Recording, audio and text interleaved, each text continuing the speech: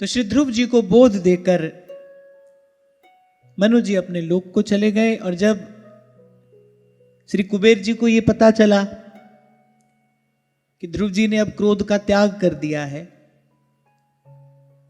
तो कृपा करके उनके सन्मुख आकर प्रकट हुए और बड़ी सुंदर बात से संवाद आरंभ किया श्री कुबेर जी ने। न भवान वधीद्यक्षान न यक्षा भ्रातरं तव काल एव हि भूतानां प्रभुरप्यय भावयो। श्री कुबेर जी ने कहा कि ना तो यक्षों ने तुम्हारे भाई को मारा और ना ही तुम्हारे भाई ने यक्षों को मारा है। सत्य तो ये है कि जो हुआ है बोले काल भगवान की प्रेरणा से हुआ है, जो होता है उन्हीं की इच्छा से होता है, और जो होगा उसके मूल में भी केवल केवल और केवल उन्हीं की इच्छा है, उन्हीं की सत्ता है। इसको कहते हैं भजन भाव का परिपक्व हो जाना, इसको कहते हैं ज्ञान और वैराग्य से युक्त भक्ति का हो जाना। आपको स्मरण हो तो जब श्रीमद् भागवत की चर्चा आरंभ हुई थी तब महात्म्य में यह प्रसंग आया था ना, भक्ति प्रसन्न कहां रहती है? जहां ज्ञान और वैराग्य पुष्ट रहते हैं। ज्ञान और वैराग्य कौन है? भक्ति के पुत्र है, भक्ति माता है। अब माता तो भाई अपने पुत्रों को हष्ट पुष्ट देखकर ही प्रसन्न रह सकती है ना। तो जहां ज्ञान वैराग्य पुष्ट होंगे वहां भक्ति प्रसन्न होगी। तो यहां श्री कुबेर जी ने यह बात कहकर अपने उस परमोज्वल ज्ञान का परिचय दिया। कुबेर जी ने कहा, बोले बेटा तुमको एक क्षण के लिए केवल भ्रम हुआ था, वस्तुतः न तो तुम्हारे भाई ने यक्षों को मारा न यक्षों ने तुम्हारे भाई को मारा। बोले ये जो सब हो रहा है, जो होता है, उसके मूल में केवल प्रभु हैं। और कल इसी विषय पर हमने बड़े विस्तार से चर्चा की कि अगर भजन का आनंद हम चाहते हैं तो उससे पहले आवश्यकता है मन शांत हो। शांत मन की भूमि पर ही ये सब भाव प्रफुल्लित होते हैं। और मन को शांत करने का एक ही तरीका है, मन को शांत करने की एक ही युक्ति है। इस बात में हमारी दृढ़ निष्ठा हो जाए, इस बात का हमको बोध हो जाए, भाई कोई कहीं कुछ नहीं कर रहा है, सबके मूल में भगवान की इच्छा है। तेरी सत्ता के बिना हे मुद मंगल मूल पत्ता भी हिलता नहीं, खिले न कोई फूल। अच्छा, इसमें एक बात और है। कहने वाला कहता है कि वजूदे खार क्या है? गुल से नजरों का फिसल जाना। खार माने कांटा, गुल माने फूल। बोले कांटा क्या है? बोले फूल से नजर फिसल जाए तो कांटा है, अगर फूल पर नजर हो तो कांटा नहीं। देखो, आपकी हमारी आंख दो है पर दृष्टि एक है। आंखें दो हैं पर दृष्टि तो एक है ना। उस एक दृष्टि से एक को ही देखा जाता है। अगर दृष्टि फूल पर है तो कांटा नहीं है, फूल से दृष्टि फिसल जाए तो कांटा है, तो कांटे का अस्तित्व है। ऐसे ही प्रभु पर दृष्टि रहे, कोई झंझट नहीं है, कोई द्वंद नहीं है, कोई दुविधा नहीं है। और कल विराम के क्षणों में मैंने आपसे यही कहा था कि भाई जो हो रहा है वो मेरे प्रभु की इच्छा से हो रहा है। कि बात यदि अपने जीवन में उतर आए, इस बात का अभ्यास यदि दृढ़ हो जाए, तब जहां जाओ वहीं सुख है, जहां जाओ वहीं आनंद है। प्रेम नगर में रहनी हमारी और चारों दिशा जगीरी में। और अंत में कबीर क्या कहते हैं? कहत कबीर सुनो भाई साधो, साहिब मिले सबूरी में। जब बार बार आपको कहा जाता है ना, जब आवे संतोष धन सब धन धूर समान। संतोष परम धन है, लेकिन संतोष होता कब है? संतोष होता कैसे है? क्या संसार की कोई वस्तु पाकर संतोष हो जाता है? क्या कोई पद पाकर संतोष हो जाता है? या संसार में कोई स्थान ऐसा है जहां पर पहुंचकर संतोष हो जाता है? ना ना। जब इस बात में हमारा विश्वास दृढ़ हो जाता है ना कि जो हो रहा है वो मेरे प्रभु की इच्छा से हो रहा है, तब संतोष होता है। और संत कहते हैं, गोधन गज धन बाज धन और सकल धन धान,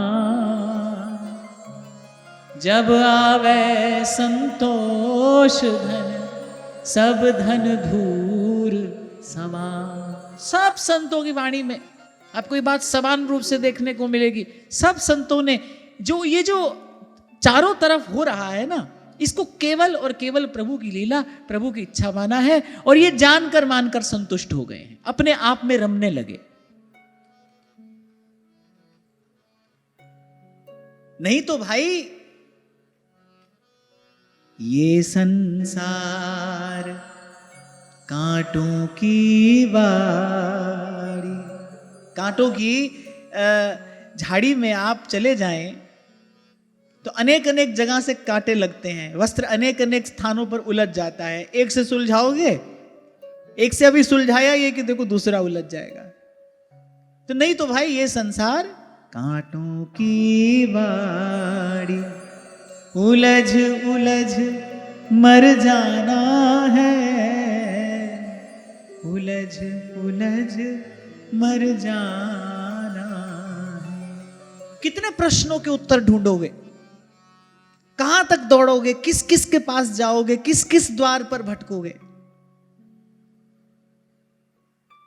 एक संत ने मुझसे कहा था, बोले बेटा भजन भाव का तो एक दिन विश्राम आता है, पर लेकिन इस प्रपंच का कोई अंत नहीं, ये अंतहीन प्रपंच है।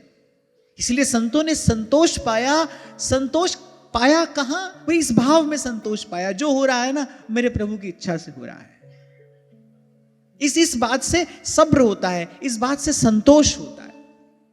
और कबीर कहते साहिब मिले सबूरी में। वो कहने का तात्पर्य क्या है? अभी मैंने कहा ना, जब तक मन शांत नहीं होगा तब तक कोई भजन भाव हृदय की भूमि पर प्रफुल्लित नहीं होगा। जब कबीर कह रहे ना साहिब मिले सबूरी में, वो वस्तुतः भजनानंद की बात कर रहे हैं। कह रहे वो भजन में जो प्रभु मिले, कब मिले? कह रहे जब हृदय को संतोष हो गया। पर संतोष हुआ कैसे? ऐसे संतोष होता है।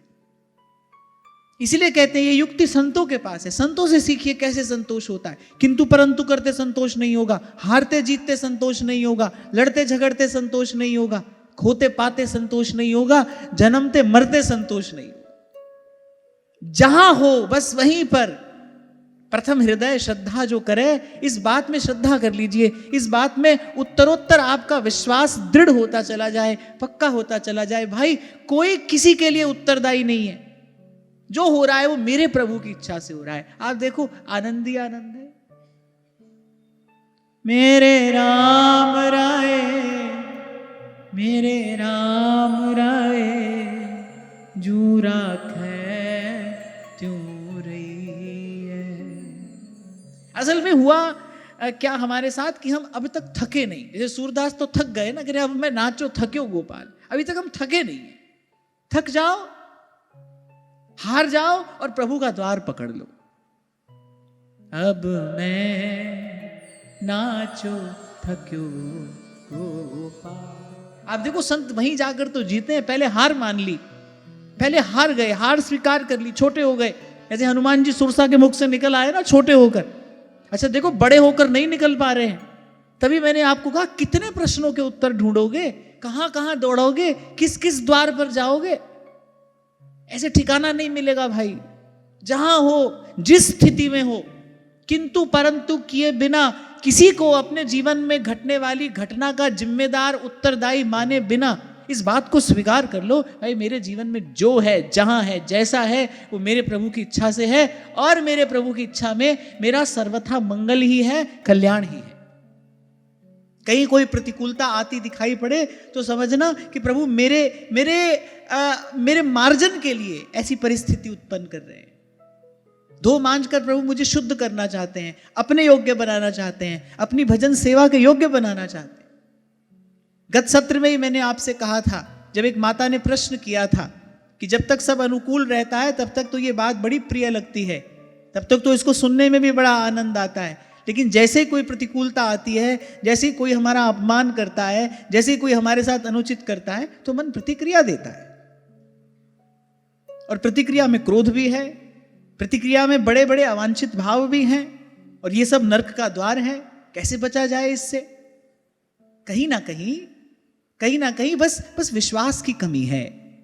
पूरा विश्वास करिए, जो भी हो रहा है मेरे प्रभु की इच्छा से हो रहा है, मेरे जीवन में मेरे प्रभु की इच्छा के अतिरिक्त किसी और का प्रवेश हो ही कैसे सकता है? अगर मैं प्रभु के चरणों में समर्पित हूं, अगर मैंने मनसा वाचा कर्मणा अपने आप को श्री चरणों में समर्पित किया है, अगर मैं शरणागत हूं, प्रभु का वरद हस्त मेरे मस्तक पर है, तो मेरे जीवन में प्रभु की इच्छा के बिना कोई आ कैसे सकता है, कुछ हो कैसे सकता है? मेरे आचार्य का वाक्य है, जो पे कृष्ण चरण मन अर्पित करी है कहा नवग्रह रंक। रसखान कहते हैं, अरे कहा करे रसखान को कोई दुष्ट लवार, पत राखन वारो आप है जब माखन चाखन हार। अरे काल कितना भी प्रबल क्यों ना हो, पर जिनकी मात्र भ्रिकुटी के भय से काल भयभीत होता है, हम उनकी शरण में हैं, फिर मेरे जीवन में कहीं कोई और किसी और प्रकार से कैसे आ जाएगा? तो कहीं ना कहीं हमारे विश्वास में ही तो कमी है, वहीं से तो सारी चिंता प्रवेश करती है, वहीं से तो सब अवांछित विचार जीवन में प्रवेश करते हैं। संत तो कहते हैं कोई प्रतिकूल परिस्थिति आए तो समझो कि देखो प्रभु हम पर कितनी दया कर रहे हैं, कितनी कृपा कर रहे हैं कि लोग पाप धोने के लिए कोसों दूर तीर्थ यात्रा करते हैं, कहाँ कहाँ बड़ा कष्ट उठाते हैं, और देखो भगवान ने मेरे घर में गंगा भेज दी, हमको यहीं बैठे कष्ट हो रहा है। अब है तो भाई हमारे ही प्रारब्ध का फल, पर प्रभु क्योंकि हम प्रभु की शरण में हैं और प्रभु का स्वभाव है राई पर्वत करे करे पर्वत की राय। गोस्वामी जी कहते हैं जो विमुख है उसके लिए राई भी पर्वत हो जाती है, जो प्रभु से विमुख है बोले उसके लिए राई भी पर्वत हो जाती है। राम विमुख को सुख कैसे मिल सकता है भाई?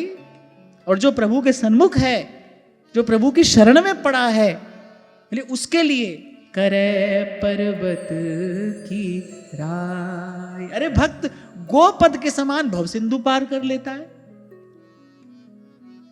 अपने ऊपर काम करना होगा, अपने विश्वास को दृढ़ करना है। अनुकूल प्रतिकूल ये सिर्फ मन की गिनती है भाई। थोड़ा और भजन करो, हृदय में प्रकाश हो तो आप देखोगे उस प्रकाश में ये दिखाई पड़ेगा। ये जो अनुकूल प्रतिकूल है ना, ये सिर्फ मन की गिनती है। इसी में ही तो मन ने जन्म जन्म से उलझा रखा है तो कुछ भी नहीं, कुछ भी नहीं। तो ये ज्ञान और वैराग्य युक्त भक्ति, इसका परिचय श्री कुबेर जी ने दिया। इसीलिए मनु जी ने समझाया था कि उनको केवल यक्षराज मत समझना। यहां परिचय क्या दिया गया उनका? बोले वो महादेव के सखा हैं। महादेव किसको अपना सखा बनाएंगे? महादेव जैसा परम भागवत, परम वैष्णव, श्री चरणों का परम अनुरागी, उनके जैसा तो भजनानंदी ना कोई हुआ ना कोई होगा। अगर महादेव जी किसी को अपना मित्र बना रहे हैं तो उसमें कोई विशेषता तो होगी, और भजन भावजन्य विशेषता ही तो होगी। तभी मनु जी ने कहा वो महापुरुष हैं। इससे पहले कि उनका तेज हमारे कुल को आक्रांत कर ले, हमारे कुल पर कोई संकट आए, बोले बड़ी विनम्रता से उनको प्रसन्न कर लो। अच्छा, भगवान के भक्तों का तो स्वभाव होता ही है, वो तो अपने जीवन में घटने वाली किसी घटना के लिए किसी को उत्तरदायी नहीं मानते। यही परिचय श्री कुबेर जी ने आकर दिया। कुबेर जी के कितने अनुचरों का वध ध्रुव जी ने कर दिया। ध्रुव जी का तो केवल एक भाई मारा गया, और कुबेर जी के कितने अनुचरों का, कितने यक्षों का वध ध्रुव जी ने कर दिया। लेकिन कुबेर जी अपने स्वरूप में स्थित हैं। बोले बेटा, ना इनको इन्होंने मारा ना इन्होंने इनको मारा, बोले ये सब तो प्रभु की इच्छा से हुआ है। और तुमने श्री मनु जी महाराज के कहने पर ये दुस्तेज क्रोध त्याग दिया, इससे मैं तुम पर प्रसन्न हूं। उल्टे उन पर प्रसन्न और हो रहे हैं। और फिर एक बोध श्री ध्रुव जी को और दिया श्री कुबेर जी ने, एक प्रसाद और दिया। अहम त्वमित्य पार्थां धीर ज्ञानात् पुरुषस्य हि स्वाप्नीवा भात्य तद्ध्यानाद्यया बंध विपर्ययो। बोलिए मेरा तेरा ये मिथ्या बुद्धि, इसके मूल में केवल केवल केवल जीव का अज्ञान है, माने अंधेरा है। अंधेरे में ही जीव को ये ठोकर लगती है। कभी मेरे से ठोकर लगती है, कभी तेरे से ठोकर लगती है। आप देखो जीवन में जो सुख दुख आता है वही तो हमको भजन भाव से हिलाता है ना। आपको पलटू साहब की वाणी का स्मरण करते हुए मैंने बताया था। वो कहते हैं रहे आसन से पक्का और सहे सब ही का धक्का। कौन धक्का मारता है? सुख दुख धक्का मारता है। सुख दुख किससे आता है? मेरे और तेरे से आता है। कभी सुख दुख का कारण कोई अपना बनता है, कभी सुख दुख का कारण कोई पराया बनता है। और ये अपने और पराये का जो भेद है, ये किस कारण है? बोले अज्ञान के अंधेरे के कारण है। जैसे ही गुरु चरणों का सेवन किया जाता है, जैसे ही गुरु चरणों की वंदना की जाती है, जैसे ही गुरु चरणों की रज अपने मस्तक पर धारण की जाती है, वंदऊ गुरु पद कंज कृपा सिंधु नर रूप हरि, महामोह तम पुंज जासु बचन रवि करहि निकर, जासु बचन रवि करहि निकर। बोले और इसी के कारण सदा से जीव को इस सुख दुख रूपी बंधन की प्राप्ति होती आई है और आगे भी होती रहेगी। यदि ना संभला, यदि जीव ना संभला, तो बोले इस चक्र से कौन छुड़ाएगा, इस बंधन से कौन मुक्त करेगा? और मुझे तो लगता है संभल जाने का अर्थ क्या है? जहां हो, जैसे हो, बस वहीं से संत की सत्संग की शरण में चले जाओ, यही संभल जाना है। और तो भाई बड़ी ओछी बुद्धि है हमारी, कहां तक अपना विचार हम कर सकते हैं? कोई सामर्थ्य नहीं है, कोई योग्यता नहीं है। जहां हो, जैसे हो, वहीं से संत की और सत्संग की शरण में चले जाओ, बस यही जीवन को संभाल लेना है, यही संभल जाना है। तो जब श्री कुबेर जी की विनय देखी, जब श्री कुबेर जी का वो सहज स्वभाव देखा, ध्रुव जी को बड़ा आनंद हुआ कि देखो हम पर रुष्ट तो तनिक भी हुए नहीं, हम पर प्रसन्न और हो रहे हैं। और आगे और क्या कहते हैं? बोले तुम भगवान के भक्त हो, बोले जाओ भगवान तुम्हारा मंगल करे, सब प्रकार से निरंतर सर्वदा सर्वत्र श्री हरि की चरण शरण में रहो। इस प्रकार अनेक अनेक आशीर्वाद उनको दिए। और एक बात कहते हैं कि तुमको कुछ देने की इच्छा मुझे और हो रही है, मांगो मुझसे, क्या मांगना चाहते हो? मैं प्रसन्न हूं तुम पर, वर मांगो। और ध्रुव जी मन में विचार करे कि देखो ऐसे होते हैं भगवान के भक्त। हमने छोटे से अपराध के कारण इनके कितने अनुचरों का वध कर दिया, ये हम पर तनिक भी रुष्ट नहीं हुए। आप देखो कब आ सकती है ये स्थिति? जब भीतर इस बात का पूर्ण बोध हो जाए कि भाई इस सारे अस्तित्व को चलाने वाली सत्ता कौन है? प्रभु की इच्छा है। आप देखो कितना उज्जवल ज्ञान है, कितना दृढ़ वैराग्य है, और कैसी उज्जवल ज्ञान और दृढ़ वैराग्य से युक्त कुबेर जी की भक्ति है। तनिक भी प्रतिक्रिया नहीं, कहीं मन में रोष नहीं, कहीं मन में क्रोध नहीं, अपने उसी सहज स्वरूप में स्थित आनंद में मग्न। और कहा तुमको कुछ देना चाहता हूं, मांगो मुझसे, क्या मांगते हो? तो ध्रुव जी ने मन ही मन उनके चरणों में प्रणाम किया और कहा, सराज राजेन वराय चोदितो ध्रुवो महाभागवतो महामति हरौ सवव्रे चलिता स्मृतिज्ञया तरत्ययत्नेन दुरत्ययं तमः। और ध्रुव जी मांगते क्या हैं? ध्रुव जी कहते यदि आप प्रसन्न हैं और आप मुझे देना ही चाहते हैं तो फिर ये वरदान दीजिए कि मुझे भगवान की अखंड स्मृति बनी रहे, भगवान का अखंड स्मरण बना रहे। अच्छा बताओ, कोई बताओ, विचार करके बताओ कि ध्रुव जी ने यही बात क्यों मांगी?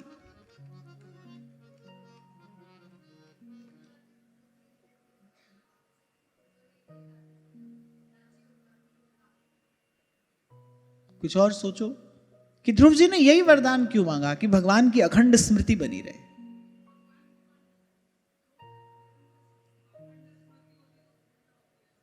हाँ, कौन बोला ये?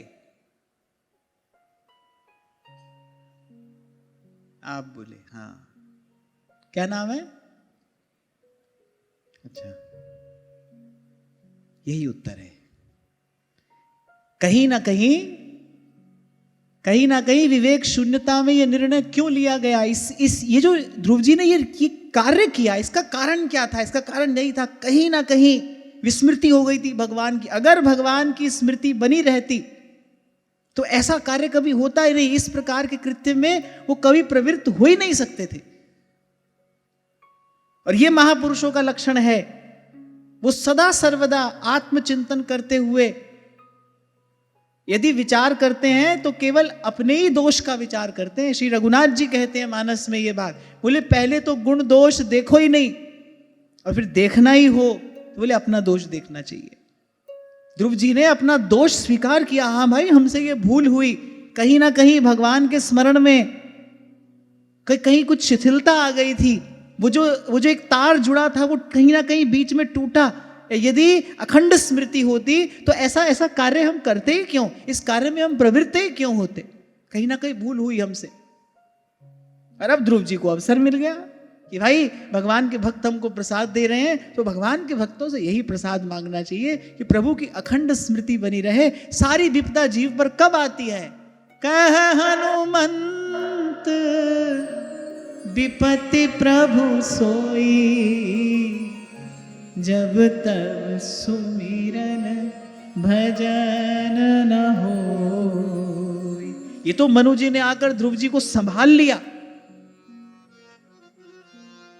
जब भी भजन के पथ पर चलने वाला कोई भूलता भटकता है तो भगवान के भक्ति आकर संभालते हैं, संत ही आकर संभालते हैं। ये तो श्री मनु जी ने आकर ध्रुव जी को संभाल लिया। यदि वो अपने उस क्रोध के वेग को नहीं रोकते तो जाने क्या अनर्थ हो जाता।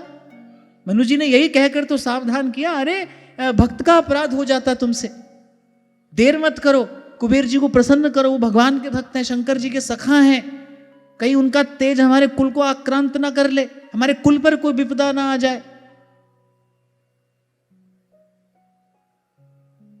तो ध्रुव जी को इस बात का बोध हुआ। उन्होंने जब आत्मचिंतन किया तो उनको लगा हाँ भाई हमसे यही भूल तो हुई, कहीं ना कहीं भगवान भूले होंगे। अगर भगवान याद रहते, भगवत स्मृति रहती तो ये कार्य कभी होता ही नहीं। तो उन्होंने कहा कि प्रभु आप प्रसन्न हैं, हमको देना चाहते हैं तो बस हमको यही दीजिए। उठत बैठत सोवत जागत,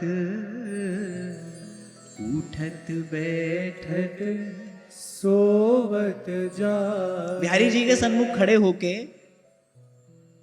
भावुक जन यही तो कहते हैं, मेरी टूटे ना भजन लड़ी, बिहारी जी मैं कब की खड़ी। और भाई ये बात यद्यपि मैं यथामति कह रहा हूं, पर प्रसंग आया है तो कह देता हूं। मुझे तो ऐसा लगता है अखंड भगवत भजन को ही भगवत प्राप्ति कहा जाता है। यही भगवान को प्राप्त कर लेना है कि निरंतर भगवत स्मृति बनी रहे। मैं बार बार आपसे कहता हूं ना, कहीं भी रहो, कुछ भी करो, तो कुछ ऐसा कर लो कि भगवान की याद बनी रहे। कहा था मैंने आपसे, परम श्रद्धेय स्वामी श्री राम सुखदास जी महाराज जीवन भर अद्भुत ज्ञान योग की चर्चा करने के बाद अंत में यही कहते रहे और कहाते रहे, मेरे नाथ आपको भूलू नहीं। जीव पर विपदा आती ही तब है जब भगवान भूलते हैं, जब भगवत विस्मृति होती। खाए हनुमंत विपत्ति प्रभु सोई, जब तब सुमिरन भजन ना होई। पुराणों में यहां तक कहा गया है, सब विधि निषेधों का सार क्या है, निचोड़ क्या है, भगवान याद रहे यही सब विधियों की विधि है। भगवान भूल जाए यही निषेध है। भगवान ना भूले, भगवत विस्मृति ना। श्री हरिदास के ठाकुर स्वामी, श्री हरिदास के ठाकुर स्वामी, बाके बिहारी अंतर्यामी, बाके बिहारी अंतर्यामी। मेरी टूटे ना भजन लड़ी, बिहारी जी मैं तब की खड़ी। मेरी टूटे ना भजन लड़ी, बिहारी जी मैं तब की खड़ी। मेरी टूटे ना भजन लड़ी, बिहारी जी मैं तब की खड़ी।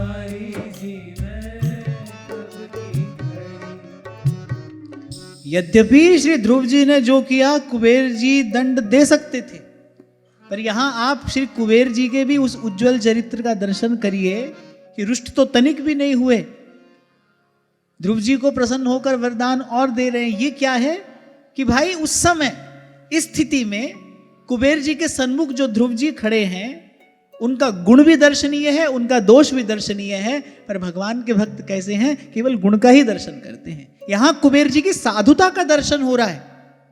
कबीर साधु का परिचय देते हैं ना, साधु ऐसा चाहिए जैसा सूप सुभाए, यानी सार सार को गह रहे और थोथा दे उड़ाए। अब उस समय ध्रुव जी ने अपराध भी किया है तो उनका दोष भी है, लेकिन वो भगवान के भक्त हैं, ये बहुत बड़ा गुण है, सबसे बड़ा गुण है।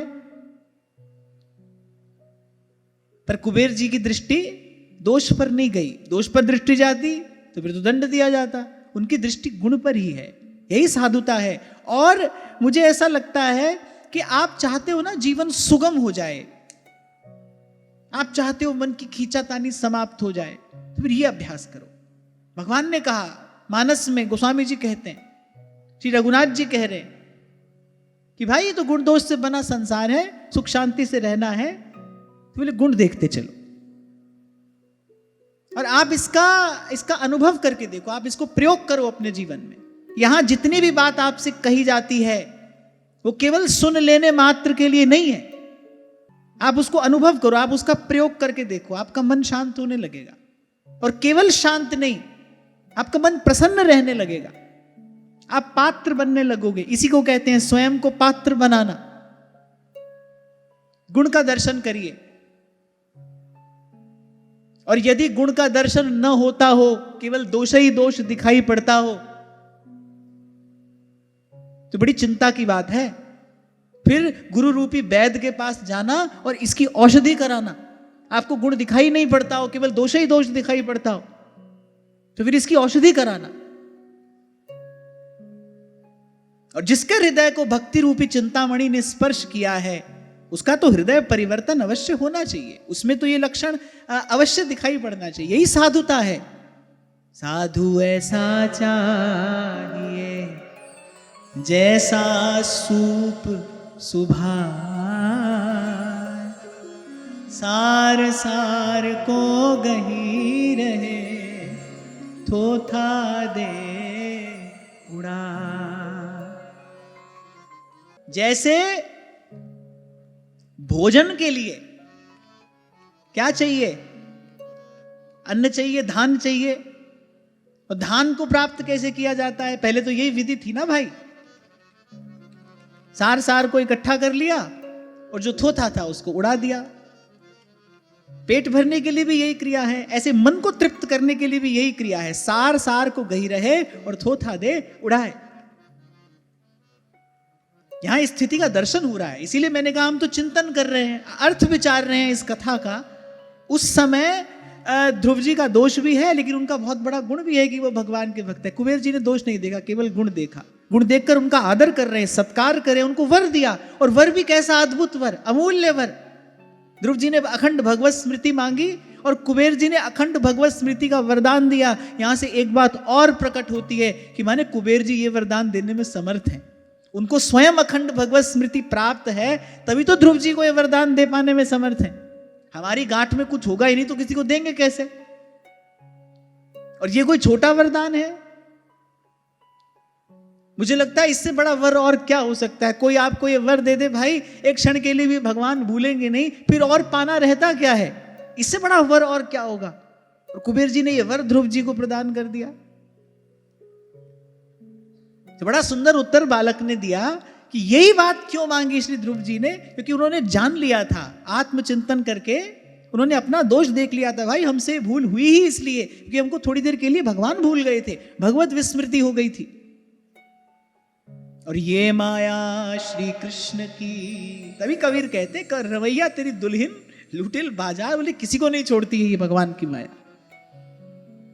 इससे बचना है तो फिर संत की ओट में रहिए, बस वहां पर हरि कृपालु सब पाछली, छमी है तेरी खोट, छमी है तेरी यद्यपि श्री भगवत रसिक देव कहते हैं, माया को सब जग भजे, माधो भजे न को, जो कदापि माधो भजे, माया चेरी हो।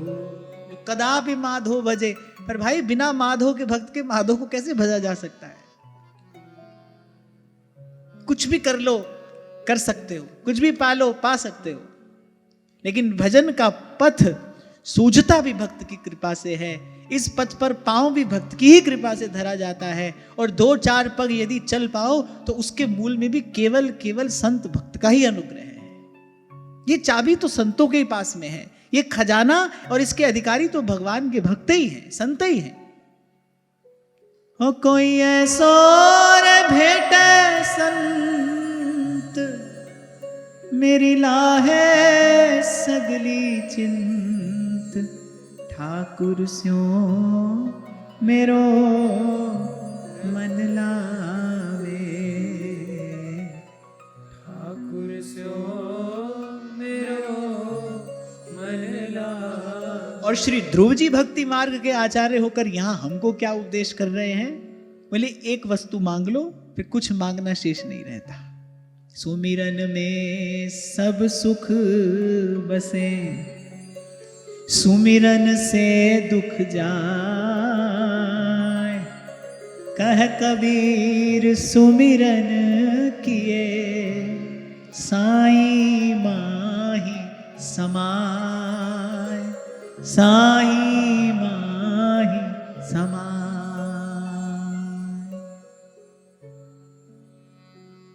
सुमिरन से सुख होता है, सुमिरन से दुख जाए, और कहे कबीर सुमिरन किए, साईं माई समाए।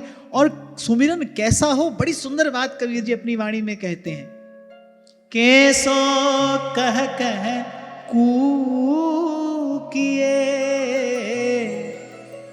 ना सोइए असरार। असरार माने असावधान, पहले असावधान होकर सोइए मत। कैसो कह कूकिए, ना सोइए असरार। कैसो कह कूकिए, ना सोइए असरार। जैसे पपीहा प्यू प्यू प्यू प्यू करता रहता है ना, ऐसे। फिर कहते हैं, रैन दिवस के कूकते, कब हुक लगे पुकार, कब हुक लगे पुकार। यानी कैसो कह कूकिए। पर आपने कभी सुना हो ना, तो पपीहे के स्वर में एक वेदना होती है, एक अभावजन्य वेदना है उसके स्वर में। इसीलिए यहां ये शब्द प्रयोग कबीर जी करते हैं, कह रहे कैसो कह कूकिए, ना सोइए असरार। अरे रैन दिवस के कूकते, अरे कबहुक लगे पुकार। मेरो मन राम ही राम रटे रे, मेरो मन राम ही राम रटे। जन्म जन्म के खत जो पुराणे, जन्म जन्म के खत जो पुराणे, नाम ही लेत फटे रे, मेरो मन राम ही राम रटे।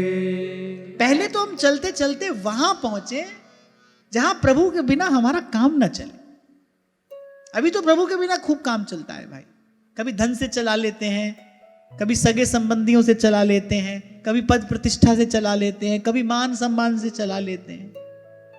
ये जो कूकना है, ऐसी स्थिति कब आए जब प्रभु के बिना काम ना चले, कि आपके बिना काम नहीं चलता है।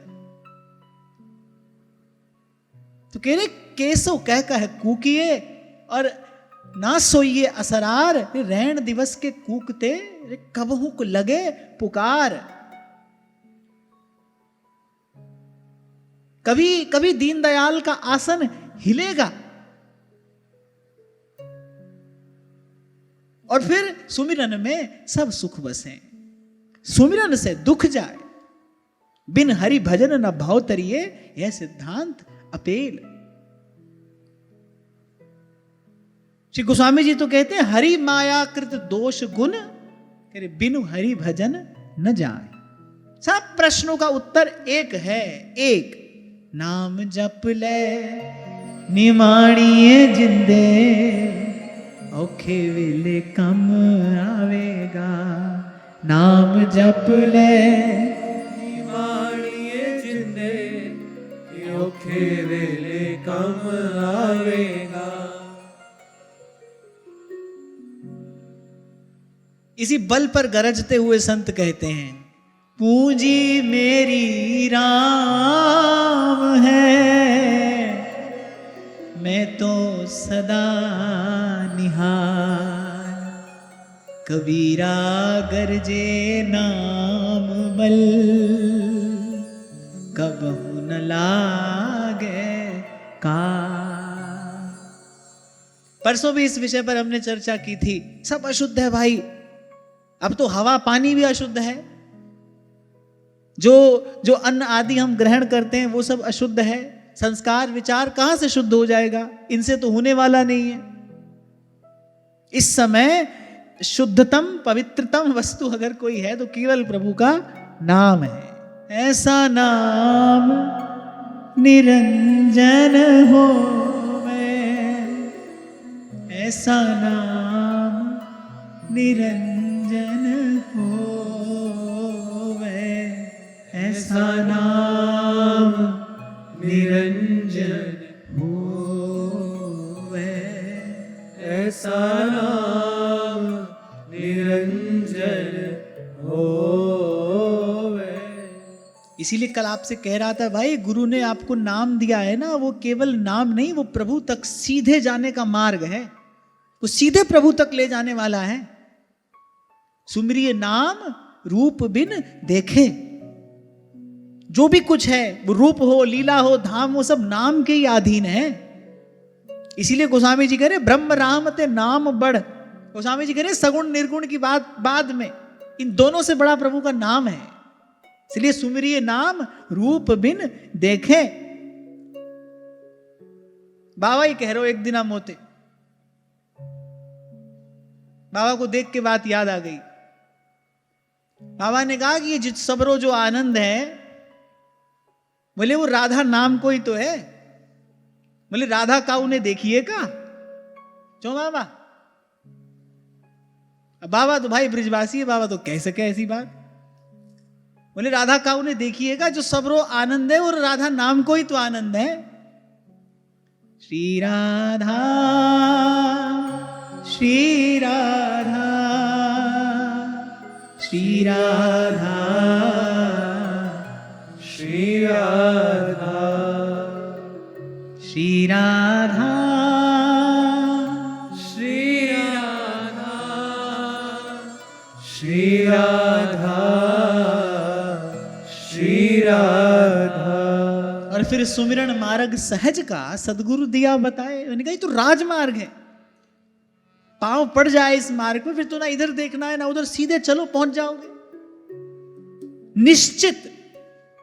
इसमें तो कोई संशय कोई कर ही नहीं सकता,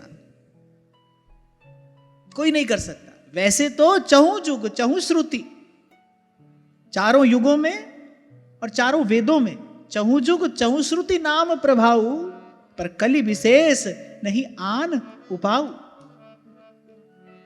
अरे दौड़ना भागना भूलना भटकना तो तभी तक था जब तक गुरु के मुख से नाम नहीं सुना था। उसके बाद तो गुरु ने आपको राजमार्ग पर डाल दिया है। सुमिरन मार्ग सहज का और सतगुरु दिया बताए। अब तो सांस सांस सिमरन करूं। आहा, कबीर कहते हैं कि अब तो सांस सांस सिमरन करूं और मुझे भरोसा है एक दिन मिल सिया, एक दिन मिल सिया। राधा राधा राधा राधा राधा राधा राधा श्री राधा राधा राधा राधा राधा राधा राधा श्री राधा राधा राधा राधा राधा राधा श्री राधा राधा राधा राधा राधा राधा श्री राधा राधा राधा राधा राधा श्री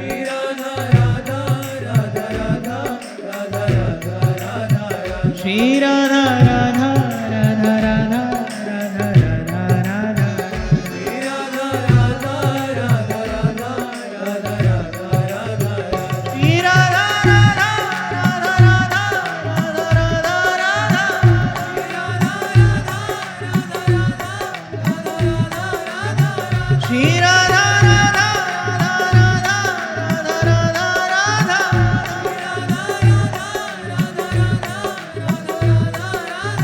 श्री राधा राधा राधा राधा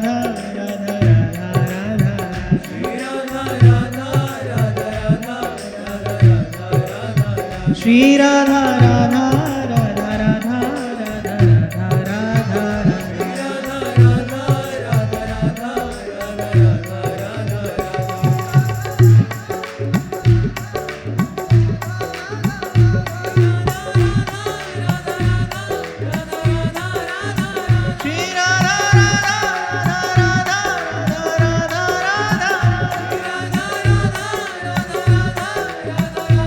राधा श्री भोली सखी जी यही बात तो मांगती हैं कि ये आंख मेरी लाडले राह आपकी हेरत रहे और ये मेरी रसना चात की रस घन तुम्हें टेरत रहे।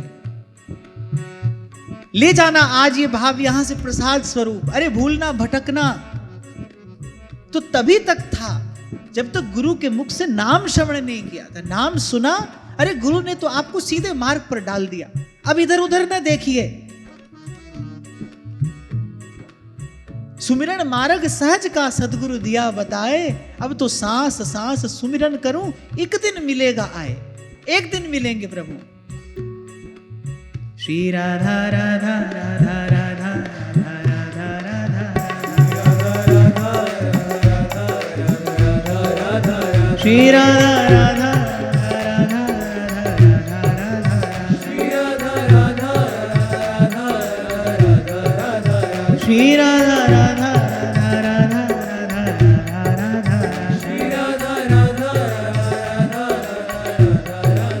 श्री राधा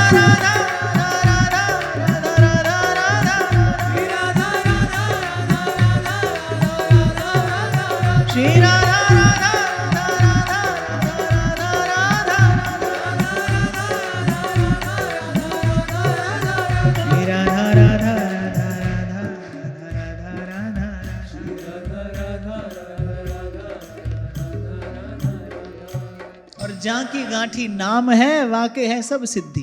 सेवक जी महाराज पहले ही कहते हैं श्री हरिवंश नाम सब सिद्धि। अच्छा, यहां सब सिद्धि से किस और संकेत है? कल ही संकेत किया था मैंने आपको।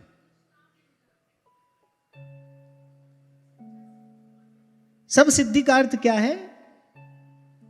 अब कुछ और चाहिए नहीं। और ऐसी स्थिति कब आती है? कह रहे जाहि लहै कछु लैन की चाह नहिए में होए। जिसको प्राप्त करके कुछ और प्राप्त करने की इच्छा नहीं होती।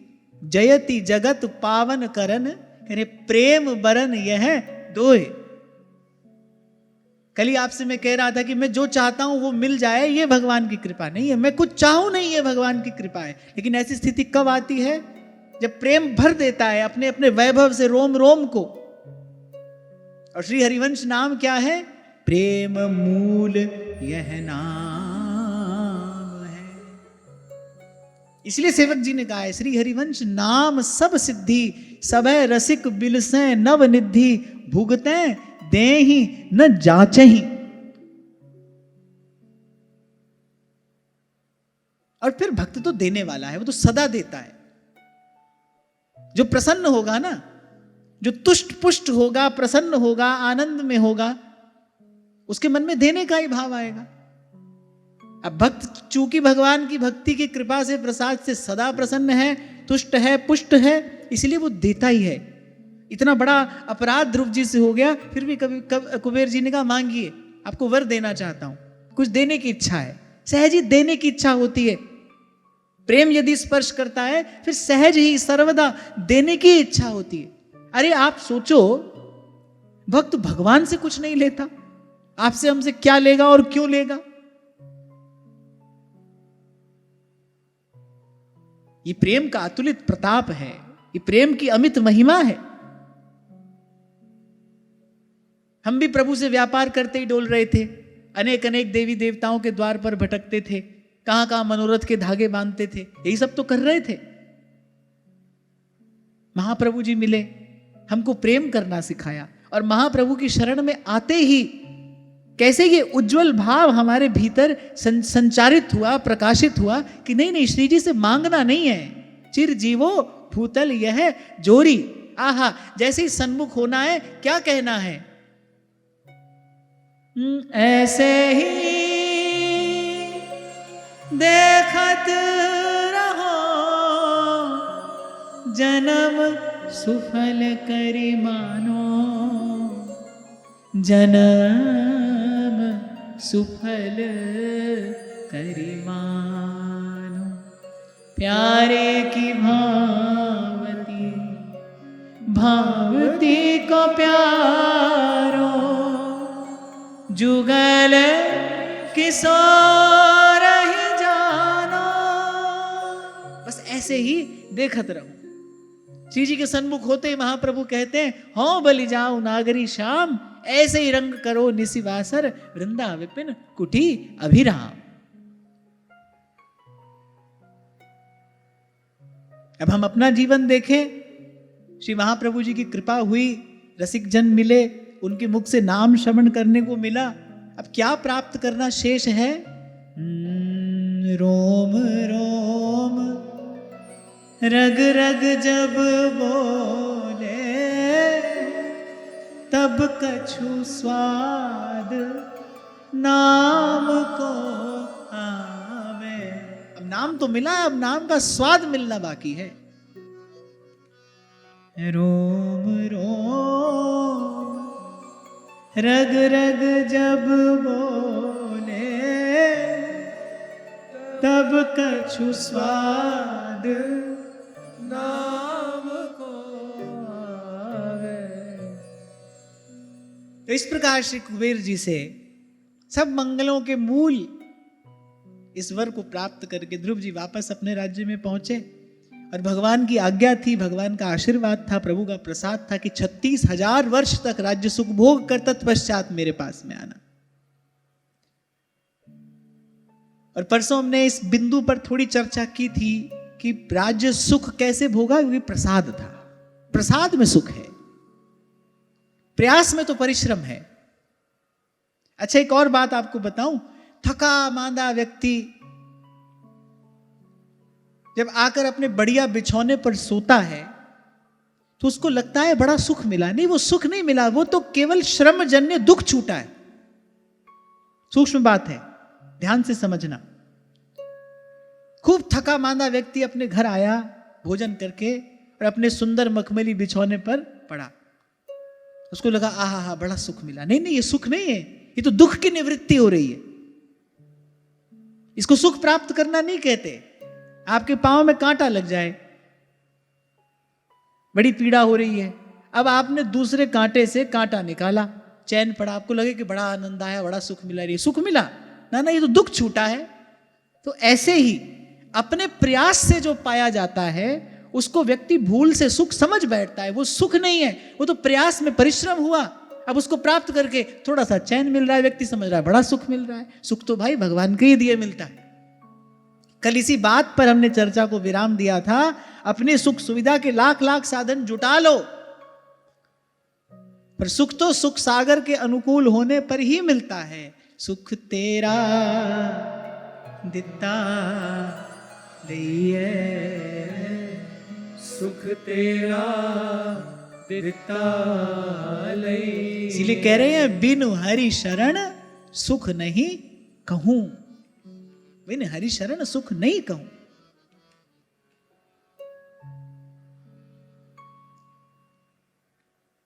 तो 36,000 वर्ष तक वो प्रभु का प्रसाद स्वरूप राज्य सुख भोगने के बाद और फिर अंत में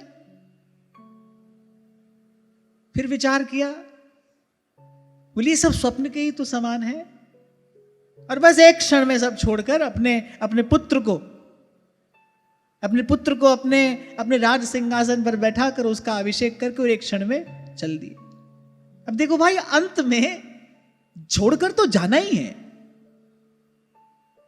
हाँ, पर पहले दिन मैंने आपसे यह कहा था कि इस प्रकार छोड़कर चल देने के लिए जन्म भर का साधन चाहिए, इसका अभ्यास चाहिए। व्यक्ति इस भ्रम में रहता है, आज ये कर लें, कल वो कर लें, और फिर वृंदावन में जाकर और भजन कर लेंगे। पर ऐसा होता नहीं भाई।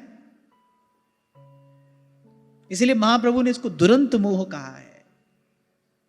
ये पाश तोड़े टूटता नहीं, छोड़े छूटता नहीं, ये दुस्त्यज बंधन है। क्यों? शिव विधि उधव सबन के ये आशा रहे चित्त, गुल्म लता होए सिर धरे वृंदावन रज नित्य। क्यों ऐसी याचना? ब्रह्मा शंकर उद्धव प्रभृति मां भागवत करते हैं कि हमको वृंदावन की कोई लता गुल्म औषधि बना देना। किस लिए? कि भाई इन ब्रज गोपियों की चरण धूलि हमारे मस्तक पर पड़ती रहे। श्रीमद् भागवत में भगवान वेदव्यास कह रहे हैं, आसामहो चरण रेणु जुषामहं स्याम वृंदावने किमपि गुल्मलतौषधीना। पूरे या दुस्त्यजम स्वजनमार्य पथं च हित्वा भेजुर मुकुंद पदवीं श्रुतिभिर्विमृग्या। कह रहे इन गोपियों ने कौन सा बंधन तोड़ा है? कह रहे वो जो घर परिवार का, अहमता ममता का दुस्त्यज बंधन तोड़कर ये आपके पास आएंगे। भाई इनके जैसा भक्त और कोई नहीं है। ये किसी के लिए भी छोड़ना कठिन है, ये बंधन किसी के लिए भी तोड़ना कठिन है। इसके लिए सुदृढ़ भक्ति चाहिए, सुदृढ़ भक्ति। और वैसे भी विचार करो, थोड़ा सा सत्संग में आकर बैठे हो तो सत्संग में तो दर्पण देखा ही जाता है। थोड़ा सा यहां पर आकर दर्पण में देखो, सत्य के दर्पण में अपनी अपनी वास्तविक छवि देखो। केवल ये आपकी भूल और केवल आपका भ्रम ही नहीं है कि आपको लगता है भाई हमसे किसी का काम चल रहा है। जाओगे नहीं क्या यहां से? 24 घंटा कोई भूखा नहीं रहता तुम्हारे पीछे। व्यक्ति को लगता है भाई हाय इनका क्या होगा, हम चले जाएंगे तो क्या होगा, अभी थोड़ा ये भी कर लें, अभी थोड़ा वो भी कर लें। अरे जब जाओगे तो देखना, अब पता नहीं वहां से देखने की झांकने की कोई व्यवस्था है कि नहीं, तो प्रभु जाने। अगर ऐसी हो तो देखना 24 घंटा कोई भूखा नहीं रहता। व्यक्ति केवल विचार नहीं करता कि इस संसार को बनाने वाले, इस संसार को चलाने वाले, इस संसार को समेट लेने वाले भी इस संसार में आकर यहां से चले जाते हैं। ये काम तो सब चल ही रहा है भाई, ये तो कभी नहीं रुका। काल का चक्र तो चलता ही रहता है। आप सीखो ये कितना कितना भारी मोह है, और यही सकल व्याधिन कर मूला। तो इसलिए इस भ्रम में तो बिल्कुल ना रहना। हाँ भाई एक समय आएगा तब चले जाएंगे, तब कर लेंगे भजन। इस भ्रम में मत रहना। वो छोड़कर चल देने के लिए जीवन भर का साधन चाहिए, शुद्ध भक्ति चाहिए, दृढ़ वैराग्य चाहिए, निरंतर अभ्यास चाहिए। अभ्यासेन तु कौन्तेय वैराग्येण च गृह्यते। आज की समय स्थिति का, परिप्रेक्ष्य का विचार करते हुए ही मैंने आपसे कहा था, आज तो ऐसा समय आ गया है भाई कि बच्चों का विवाह हो जाए उसके बाद मत रहो, उसके बाद अपना मार्ग बनाओ। लौट लौट कर पीछे घूमकर देखते ना रहना, और वृंदावन आ जाओ तो फिर लौट कर नहीं देखना। पहले दिन हम इस बात पर थोड़ी चर्चा कर रहे थे ना। अरे चक्रवर्ती सम्राट जा रहे हैं, लेकिन कहां जा रहे हैं किसी को खबर नहीं है। फिर कभी पीछे घूम कर नहीं देखा। हम तो सुबह शाम हेलो चलो लगे ही हैं। मम्मी आ गई, पापा चले गए, यही तो चलता है यहां पर आने के बाद भी।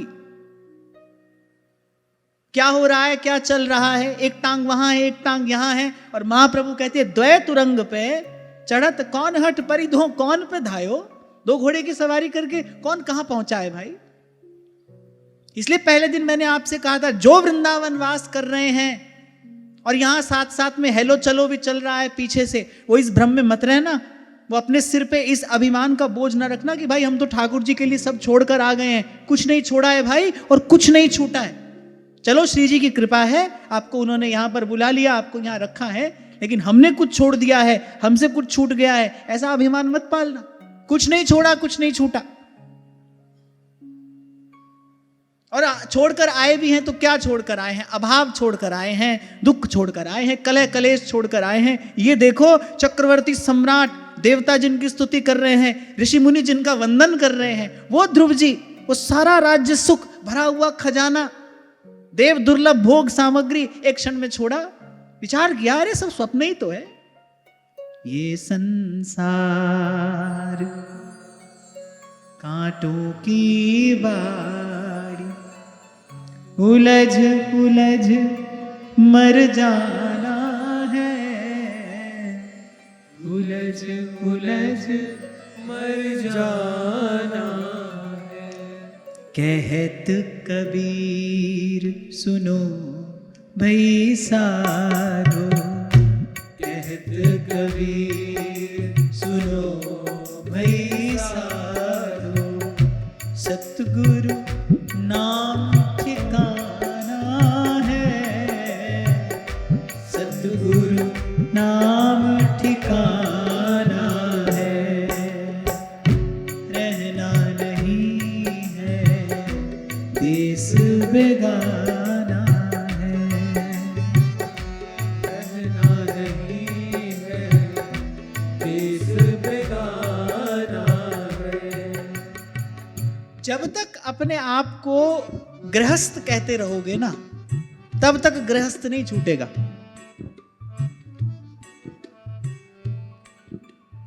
कहता है ना व्यक्ति, कहता है अब महाराज जी हम क्या करें, हम तो गृहस्थ हैं।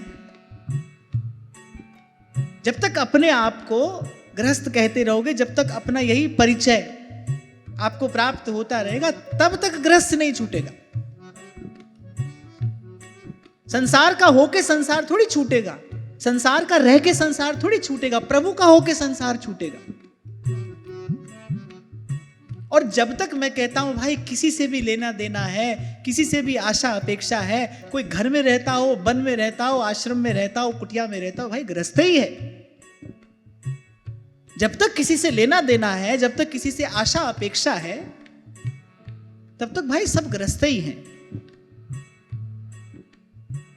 भ्रम में ही जीवन बीत जाता है। तो स्वयं को इस भ्रम जाल से बाहर निकालना होगा। इसीलिए कहा प्रथम ही भावुक भाव विचारे। सबसे पहले इस विचार का अभ्यास करो, नहीं भाई श्री जी के हैं, जहां हैं जैसे हैं, जो हम भले बुरे सो तेरे। सूरदास जी नहीं कह रहे मैं विरक्त हूं, ग्रस्त हूं, कह रहे प्रभु कौन हूं, आपका हूं, निपट निगोड़ो। सूरदास जी कह रहे निपट निगोड़ो। निपट माने 100%, 100%, निगोड़ो निकम्मा। कह रहे निपट निगोड़ो दास तिहारो। कह रहे प्रभु आप और आपका हूं, सो अंत समय सुध लीजिए। छोड़ो ये सब कहना, अरे हम तो महाराज ग्रस्त हैं, घर गृहस्थी में फंसे हैं, उलझे हैं। फंसे ही रहोगे, उलझे ही रहोगे। हम प्रभु के हैं, हम श्री जी के हैं। चाहे जहां पड़े हैं, चाहे हम जिस स्थिति में पड़े हैं, चाहे हम पतित हैं, अपावन हैं, पर जैसे भी हैं उनके। और ये सत्य है, कोई आपका मन रखने के लिए थोड़ी कह रहा हूं मैं ऐसे, सत्य है। ईश्वर अंश जीव अविनाशी। हम अपना संबंध भगवान से भूलें, भगवान नहीं भूले। अगर भगवान ही भूल जाए तो जीव को ठौर मिलेगा कैसे, जीव का कल्याण होगा कैसे? हम भूले हैं भगवान से अपना संबंध, भगवान नहीं भूले। वो तो कहते हैं, गरज कर सारे संसार को बता रहे, ममैवांशो जीव लोके जीव भूतः सनातनः। मेरा अंश है ये, भगवान कह रहे मेरा है। सबको बताते हैं कि भाई ये मेरा है। हम नहीं कह पाते प्रभु आप मेरे हैं, क्यों? अभी तो यहां कोई ये मेरा है, कोई वो मेरा है। अभी तो ममता यहां है ना, वो ममता प्रभु से हो जाए, प्रभु आप मेरे हैं, मैं आपका हूं। ये माना अधम है, अपावन पतित है। ये माना अधम है, पावन पथिक है, जैसे भी है भगवन है पर तुम्हारे, जैसे भी है भगवन है पर तुम्हारे। पतितों को पावन है करते दया निधि, पतितों को पावन है करते दया निधि। यही बात सुन के पड़े दर तिहारे, अगर नाथ देखोगे जो अवगुण हमारे, तो हम कैसे भव से लगेंगे किनारे। अगर नाथ देखोगे जो अवगुण हमारे, तो हम कैसे भव से लगेंगे किनारे। नाथ देखोगे। तो जय श्री हित हरिवंश प्रपंच बंच सब काल व्याल को खायो। ये विचार के कि भाई जो भी सब है सब समाप्त होने वाला है, काल के गाल में पड़ा है। और श्री बद्रिकाश्रम को श्री ध्रुव जी ने प्रस्थान किया, अलकनंदा की पवित्र जल में स्नान किया, ध्यान करके वो जो बिखरा हुआ मन था पहले उसको समेटा और फिर भगवान के रूप में स्थिर कर दिया। अब उनके लिए तो ये कठिन नहीं था क्योंकि भगवान का दर्शन किया है, साक्षात दर्शन भगवान का प्राप्त हुआ है उनको। और प्रभु का दर्शन कैसा है? रूप का जाल है, मन उलझ जाता है उसमें, फंस जाता है उसमें। प्रभु का जो रूप है वो वस्तुतः रूप जाल है, मन फंस जाता है उसमें। तो प्रभु के उस स्वरूप में मन स्थिर किया, और जैसे ही प्रभु के स्वरूप में मन स्थिर किया, भक्तिं हरौ भगवती प्रवहन्नजस्रम् आनंद बाष्पकलया मुहुरद्यमानः विक्लिद्यमान हृदयः पुलकाचितांगो नात्मानमस्मरदसाविति मुक्तलिंगः। प्रभु का ध्यान करते करते वो जो भक्ति भाव था वो निरंतर प्रवृद्धमान होने लगा, उमड़ने लगी वो भगवान की भक्ति। क्या होता था? वाग्गत गदा द्रवते यस्य चित्तम। कभी कभी वाणी स्खलित हो जाती है भगवान के नाम का कीर्तन करते करते, कभी कभी नेत्रों में प्रेमाश्रुओं की बाढ़ आ जाती है, हृदय द्रवीभूत हो जाता है, बार बार शरीर में रोमांच होने लगता है। जैसे ही जिह्वा से कहते हैं कृष्ण गोविंद गोविंद गोपाल नंदलाल, कृष्ण गोविंद गोविंद हे गोपाल नंदलाल, कृष्ण गोविंद गोविंद गोपाल नंदलाल, कृष्ण गोविंद गोविंद हे गोपाल नंदलाल। कह रहे इस भक्ति भावना से, इस बढ़ी हुई भक्ति भावना से क्या प्रसाद प्राप्त हुआ कि देहाभिमान गलित हो गया, अर्थात मैं ध्रुव हूं, उनको इस बात की भी स्मृति नहीं रही। इसको कहते हैं जीवन मुक्त हो जाना। आप जीवन के बाद मुक्त होना चाहते हैं, पर मुझे ऐसे लगता है मुक्त होने के बाद जीवन जिया जाता है। उससे पहले तो कर्मों की बेगार ढोना है भाई, उससे पहले तो बोझा ढोना है, जीना थोड़ी है। मुक्त होने के बाद दिया जाता है। और भगवान की भक्ति कर्म बंधन से मुक्त करती है जीव को, और भगवान की भक्ति ही मुक्त कर सकती है जीव को। तो भक्ति भावना बढ़ी। यहां लिखा है नात्मानमस्मरदसाविति मुक्तलिंगः। इसी को कहा कबीर जी ने, कबीरा जीते भेटिए मुए मिले नराम, लोहा माटी मिल गया पारस का क्या काम। शरीर क्या है? लोहा है। पर पारसमणि मिट्टी को, कोयले को स्पर्श करे तो स्वर्ण नहीं बनाती, लोहे को स्पर्श करे तो स्वर्ण बनाती। कह रही ये लोहा माटी मिल गया, फिर पारस का क्या काम। इसीलिए कबीरा जीते भेटिए, मुए मिले न राम। और जब ऐसी स्थिति होती है, वाग गदगदा द्रवते यस्य चित्तम हसत्य भीक्षणम रुदती क्वचिच्च विलज्ज उद्गायति नृत्यति च। तभी भगवान कह रहे मदभक्ति युक्त तो भुवनम पुनाति। क्यों कहा भगवान ने बात? बोले ऐसी भक्ति से युक्त कोई एक हो तो वो त्रिभुवन को पवित्र करने वाला है, क्योंकि ऐसी भक्ति से युक्त होने पर जीव नहीं रहता, रसरूप हो जाता है। जानत तुम्ही होई जाई। त्रिभुवन को पवित्र कौन कर सकते हैं? भगवान ही कर सकते हैं। यहां भगवान कह रहे कि ऐसा मेरा एक भक्त भुवनम पुनाति, सारे भुवन को पवित्र करता है। भाई उस समय वो जीव नहीं रहता। भक्ति जीव को जीव रहने ही नहीं देती, उसको रसरूप कर देती है, तदरूप कर देती है, तदाकार कर देती है। और इसके प्रमाण प्राप्त होते हैं। समा गई ना मीरा जी सदेह, हाड़ मास का पिंड सच्चिदानंद प्रभु में कैसे समाएगा? नामदेव जी गए ना सदेह प्रभु के धाम। और इन दोनों भक्तों के जीवन में एक विशेष बात आपको मिलेगी। क्या? निरंतर प्रभु के नाम का, गुण का कीर्तन है। भाई साहब तो कहते हैं गाया गाया हरि गुण गाया,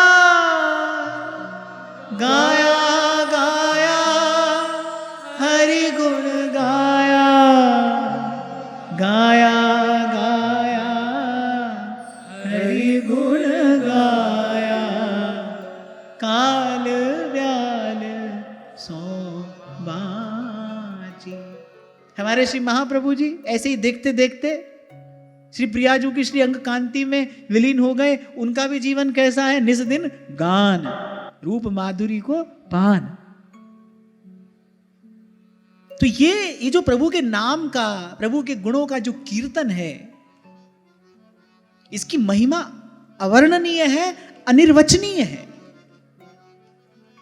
प्रभु के रूप में मन स्थिर किया और जिह्वा रट रही है, मेरो मन राम ही राम रटे रे, मेरो मन राम ही राम रटे। और ये बड़ा महत्वपूर्ण सूत्र यहां आपको हमको प्राप्त हो रहा है। ध्रुव जी ने अपना मन समेटा। सबसे पहले पवित्र अलकनंदा में स्नान किया, ध्यान से, प्राणायाम आदि से थोड़ा अपने मन को समेटा। और यहां कहा है, बोले इंद्रियों को बाह्य विषयों से हटाकर मन को भगवान के स्वरूप में सुनियोजित किया। व्यवहार में रहोगे तो भाई मन बिखरेगा ही बिखरेगा। इसलिए साधक को ध्यान का, चिंतन का निरंतर अभ्यास करना पड़ता है और करना चाहिए। निरंतर अभ्यास, इसमें भूल ना हो, इसमें चूक ना हो। तो पहले अपने मन को समेटा और फिर भगवान के स्वरूप में स्थिर कर दिया। और भगवान के स्वरूप में स्थिर करते ही, और जैसे ही प्रभु के स्वरूप में मन स्थिर किया, प्रभु का रूप कैसा है? तो आनंद कंद है। और जैसे ही भीतर वो भक्ति भावना प्रवृद्धमान होती है, कह रहे भाव बढ़े हो तब जानिए। जब मन में एक उमगन हो, जब मन में एक उत्साह हो, जैसे बोली सखी कह रही रोम रोम रग रग जब बोले। अभी तो एक जिह्वा आपका नाम उच्चारण करती है। रोम रोम रग रग जब बोले, तब कछु स्वाद नाम को आवे। तो वैसे ही वो उल्लास, आनंद, उत्साह जब प्रवृद्धमान हुआ, और कह रहे इस आनंद में वो जो देहाभिमान था वो धुल गया। ये जो मन का मैल है ना, ये भाई प्रेमाश्रु ही धो सकते हैं। जो प्रेम के अश्रु हैं, प्रेमाश्रु ही ये मन का मैल धो सकते हैं। कहने वाले ने कहा है कि रोने से और इश्क में बेबाक हो गए, रोने से और इश्क में बेबाक हो गए, और धोए गए हम इतना कि बस पाक हो गए। बोले इतना रोए सच हो गए, निर्मल हो गए। इस प्रकार प्रभु के वियोग में प्रभु को पुकारते हुए रोने की महिमा क्या है? कबीर कहते हैं, कबीरा हंसना छोड़ दे, कर रोने से प्रिय। बोले संसार के झूठे साथी के साथ लगकर जो तू हंसता है ना, इसको छोड़ और सच्चे साथी के लिए रो। कह रहे यहां के हंसने से ये रोना सुंदर है, यहां के हंसने से ये रोना मूल्यवान है, यहां का हंसना निंदनीय है। बोले वहां का रोना पर प्रसाद है। कबीरा हंसना छोड़ दे, अरे कर रोने से प्रीत, बिन रोए क्यों पाइए परम प्यारा मीत। अच्छा क्यों कहा कि बिन रोए क्यों पाइए परम प्यारा मीत? मैंने कहने का तात्पर्य है कि इस प्रकार रोए बिना कैसे प्रभु मिल जाएंगे? तो क्या प्रभु हमको रुलाना ही चाहते हैं? क्यों कहिए ये बात? बिन रोए क्यों पाइए परम प्यारा मीत, क्योंकि इस प्रकार रोए बिना देहाभिमान नष्ट नहीं होगा, कर्तापन नहीं जाएगा, मन शुद्ध नहीं होगा, मन निर्मल नहीं होगा। कहा था कभी मैंने, इस सारे अस्तित्व में पवित्रतम वस्तु अगर कोई है तो वो प्रेमी की आंख में उभरा हुआ अश्रु ही है। जब अंतःकरण शुद्ध होता है तब तब तब ये नेत्र सजल होते हैं, तब ये प्रेमाश्रु टपकते हैं। और प्रेमी का यही धन है, यही उसकी थाती है, यही उसकी संपत्ति है। उद्धव जी आंसू पोंछने ही तो आए थे गोपियों के। कैसा है गोपांगनाओं का जीवन? निस दिन बरसत नैन हमारे, सदा रहत पावस ऋतु हम पर, सदा रहत पावस ऋतु हम पर, जब से श्याम सिधार। आहा, सूरदास कहते अंजन थिर न रहत अखियन में, और कर कपोल भय कारे। सूरदास अब डूबत है ब्रज, करे काहे न लेत उबारे। बड़ा मर्म स्पर्शी वर्णन सूरदास जी ने किया है उद्धव गीत में, है कि सूरदास अब डूबत है ब्रज। किसमें डूब रहा है? कह रहे वो जो सांवर्तक मेघ बरसे उसमें तो ब्रज नहीं डूबा। कह रहे पर ये जो गोपांगनाएं श्याम सुंदर के वियोग में दिन रात रोती हैं। सूरदास अब डूबत है ब्रज, काहे न लेत उबारे, निस दिन बरसत नैन हमारे, निस दिन बरसत नैन हमारे। ये जो रोना है ये शुद्ध कर देता है, ये पवित्र कर देता है। इसीलिए कबीर कह रहे इस प्रकार रोए बिना क्यों पाइए परम प्यारा मीत। अच्छा, प्रेम का मार्ग यही है कि रख शीस सदा तू चरणन पे, और निज असुअन से पग धोता रहूं।